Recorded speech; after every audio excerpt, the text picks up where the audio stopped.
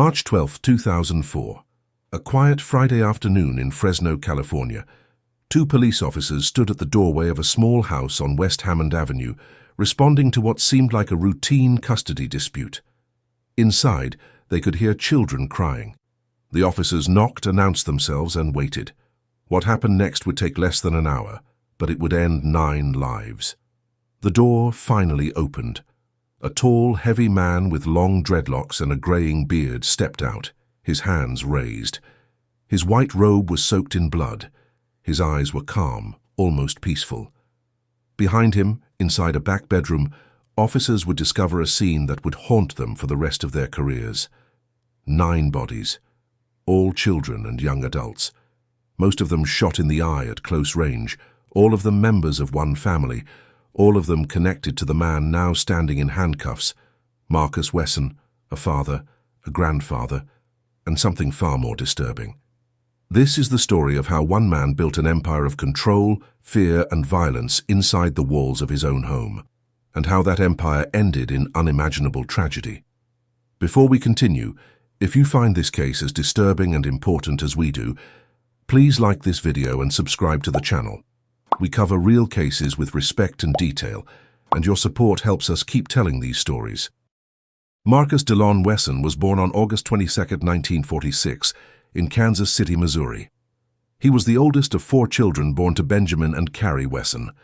His childhood was marked by dysfunction and abuse from the very beginning. Benjamin Wesson, Marcus's father, was an alcoholic who stayed home drinking while the family struggled financially. But his alcoholism was only part of the problem. Benjamin was sexually inappropriate with his own children and showed disturbing behavior toward young boys. A childhood acquaintance would later testify that Benjamin had once paid him as a boy to perform oral sex on him. Marcus's mother, Carrie, was a devout Seventh-day Adventist who raised her children with extreme religious discipline. She would force-feed her children daily Bible lessons and discipline them harshly, whipping them with an electrical cord, according to family testimony. Carrie was described as a religious fanatic whose devotion created an oppressive home environment. Growing up between an abusive, sexually deviant father and a religiously extreme mother, young Marcus learned twisted lessons about power, religion, and control. As a child, his favorite game was playing preacher, a pastime he would perfect over the coming decades as he twisted scripture to serve his own purposes. By the early 1960s, the Wesson family had moved to San Bernardino, California. Marcus struggled in school and eventually dropped out of high school. In 1966, at age 20, he joined the United States Army, serving as an ambulance driver in Vietnam until 1968. He received an honorable discharge. Shortly after leaving the military, Marcus met a woman named Rosemary Solorio in San Jose, California. Rosemary was married at the time and had 8 children. Despite this, she and Marcus became involved. Rosemary left her husband and moved Marcus into her home with her children. In 1971, Rosemary gave birth to Marcus's first son, but even as Rosemary was having Marcus's child, Marcus was already setting his sights on someone else in the household, someone much younger, someone he could control from the very beginning. That someone was Rosemary's 8-year-old daughter, Elizabeth. What happened next is one of the most disturbing aspects of Marcus Wesson's story. While living with Rosemary and her children, Marcus began grooming Elizabeth Solorio, Rosemary's young daughter. Marcus told 8-year-old Elizabeth that God had chosen her to be his bride. He convinced her that their relationship was blessed, part of a divine plan. In a home ceremony when Elizabeth was just 8 years old, Marcus, then 27, married the child. This wasn't a legal marriage, but within the household, Marcus treated it as real. For the next 4 years, Marcus continued his manipulation of Elizabeth. Then, when she turned 12 years old, Marcus began sexually abusing her. Elizabeth had been groomed for years, isolated from outside perspectives, and taught that Marcus's authority was absolute. When Elizabeth turned 15 and became pregnant with Marcus's child, they made the marriage legal. Just 4 months after their official wedding, Elizabeth gave birth to her first child. She would go on to have 10 more children with Marcus, though one would die in infancy. The situation became even more complicated when Elizabeth's younger sister left her 7 children with Marcus and Elizabeth, claiming she couldn't care for them due to drug addiction. This brought the total number of children in the Wesson household to 16. Marcus never held a steady job. He lived off welfare benefits and had the older children work, demanding they turn over their entire paychecks to him. The children were often so hungry they would dig through trash cans looking for food. Yet Marcus always seemed to have money for fast food for himself. In 1989, Marcus was convicted of welfare fraud and perjury. As the years went on, Marcus Wesson constructed an increasingly disturbing family structure. He prevented Elizabeth from participating in raising the children, even though they were her own. He took complete control of the household, making every decision, setting every rule. Marcus homeschooled all the children, but his curriculum was anything but normal. He taught from his own handwritten version of the Bible, which included bizarre teachings about Jesus Christ being a vampire. He told the children that he himself was God, and he required them to refer to him as Master or Lord. He taught the girls that they were destined to become his future wives, just as Elizabeth had.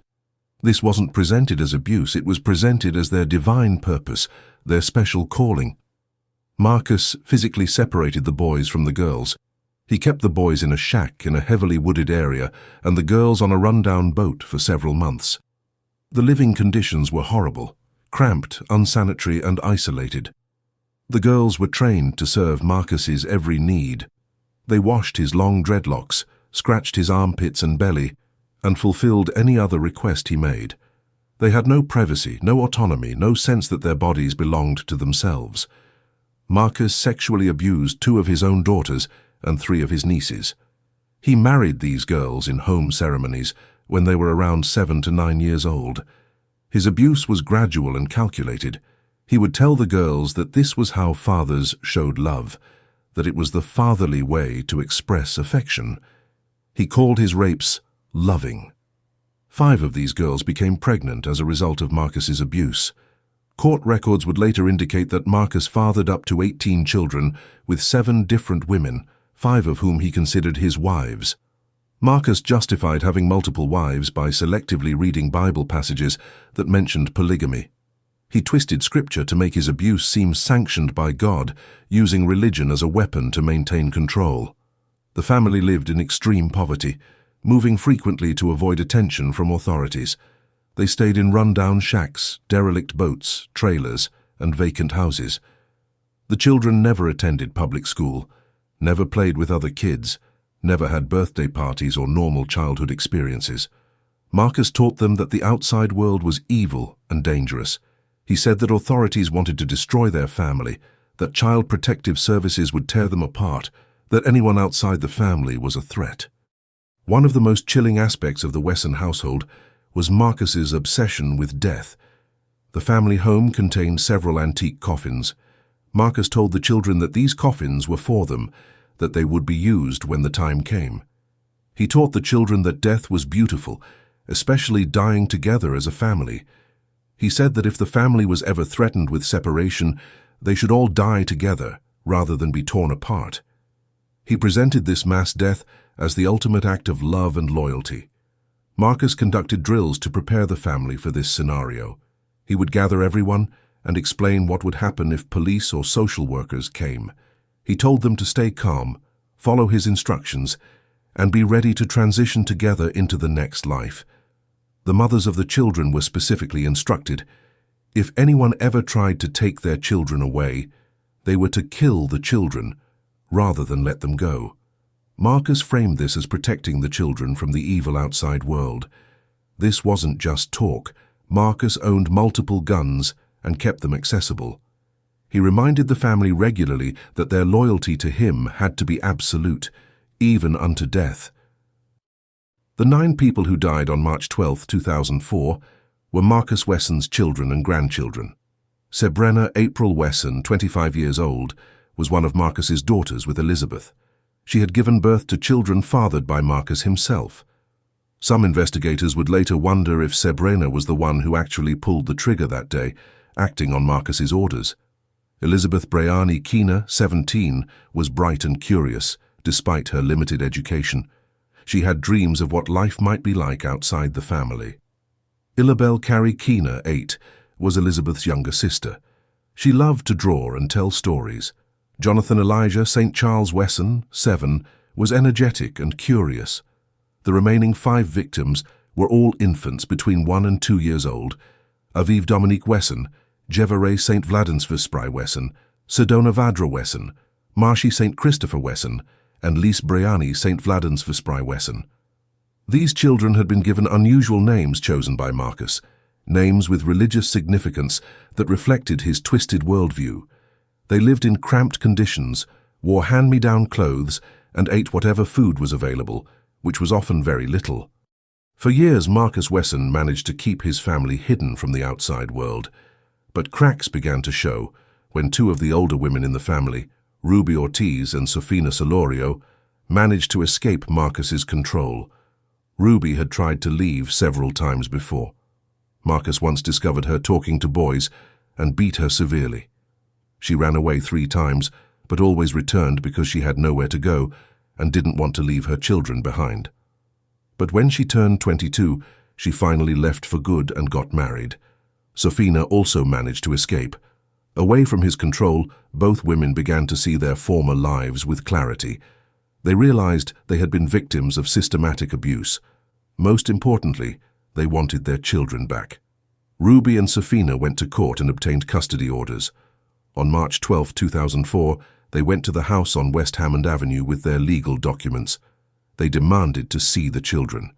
They wanted custody and they weren't leaving without their kids. Marcus refused. A confrontation erupted on the front lawn. The women who had escaped were arguing with the women who remained loyal to Marcus. Children inside the house began to cry. Neighbors heard the commotion and called the police. When Fresno police officers arrived around 1:30 p.m., they found family members arguing intensely, children crying inside, and Marcus Wesson standing at the doorway blocking their view. The officers tried to mediate. They spoke to the women outside, reviewing their custody documents. They tried to speak to Marcus, asking him to let them see the children. Marcus refused to cooperate. He insisted the children belonged to him, that they didn't want to leave. The officers spent nearly an hour trying to find a peaceful resolution. They could hear children crying deeper in the house. They could sense something was wrong. Then Marcus's behavior changed. After nearly an hour of negotiation, he turned and walked into a back bedroom. He closed the door behind him. Seconds passed, then minutes. The officers waited, uncertain what was happening. Then came the sound of gunshots. Pop, pop, pop. Multiple shots fired in rapid succession. Officers immediately called for backup and prepared to enter. But before they could, the bedroom door opened. Marcus Wesson emerged, his white robe now soaked with blood. He raised his hands above his head in surrender. His face was eerily calm. He didn't resist arrest. He simply walked out and allowed officers to handcuff him. Officers rushed inside and found a scene of absolute horror. 9 bodies stacked on top of one another in a small bedroom surrounded by antique coffins. Most had been shot through the eye at close range. The youngest victims were just babies. Blood covered everything. All 9 victims were dead. Detectives immediately began investigating. Marcus's clothes were soaked in blood, and he had been alone in the room when the shots were fired. But the murder weapon, a .22 caliber handgun, was found near Sebrena's body. Her DNA was on the gun, but no fingerprints were found, and there was no gunshot residue on Marcus's hands. This raised a disturbing possibility. Had Sebrena pulled the trigger, acting on Marcus's orders and years of conditioning? Investigators interviewed surviving family members who described years of systematic sexual abuse starting in childhood. They talked about Marcus's complete control, the religious manipulation, the isolation, the fear. Investigators found Marcus's writings, journals where he described his sexual relationships with his daughters and nieces in graphic detail. He wrote about his belief that he had the right to impregnate any woman in his family. He wrote about a beautiful death, where the whole family would transition together into the next life. Marcus Wesson's trial began in late 2004 and stretched into 2005. The prosecution argued that even if Sebrena had pulled the trigger, Marcus was still guilty of murder. He had created the entire situation. He had programmed his family for years to believe that mass death was preferable to separation. The defense tried to argue that Srebrena had committed the murders, including killing her own son before taking her own life.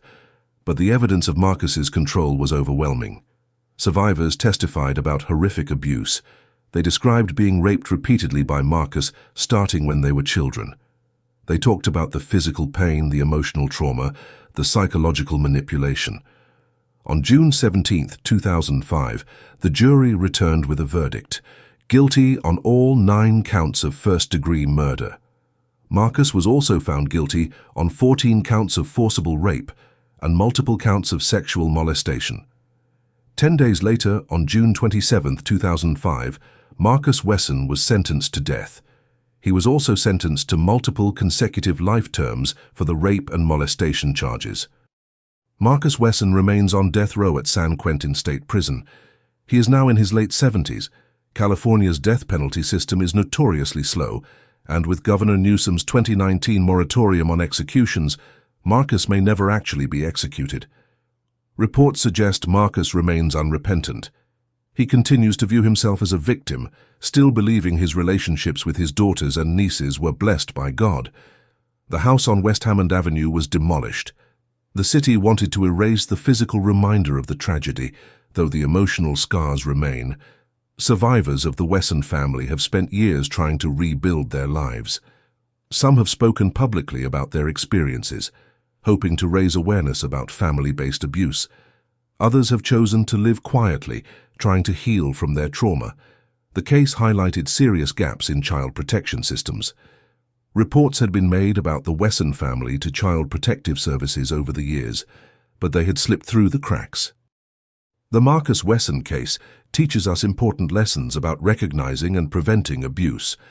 Warning signs include families with extreme isolation from community children who never attend school or interact with peers, adults who exercise complete control over family members, frequent unexplained moves, religious teachings that justify absolute authority.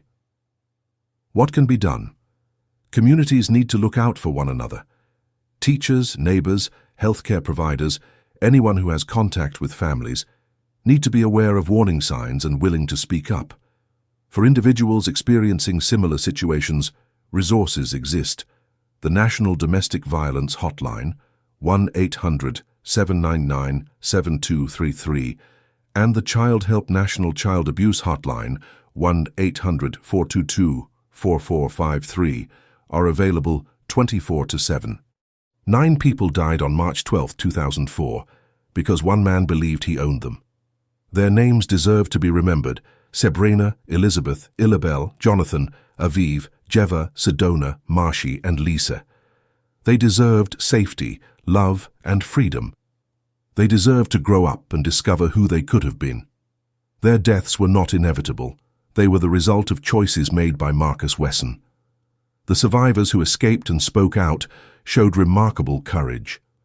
Their testimonies helped convict Marcus and may have helped others recognize abuse in their own lives.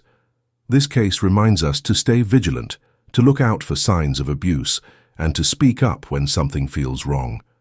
It reminds us that evil doesn't always announce itself with obvious signs. Sometimes it hides behind claims of family values or religious devotion. We want to hear from you. What do you think about this case? How could this have been prevented? Leave your thoughts in the comments below. If you or someone you know is experiencing abuse, please reach out for help. You don't have to face it alone. If this video opened your eyes to the reality of family-based abuse, please like and share it. Subscribe to our channel for more content like this and hit the notification bell so you don't miss future videos.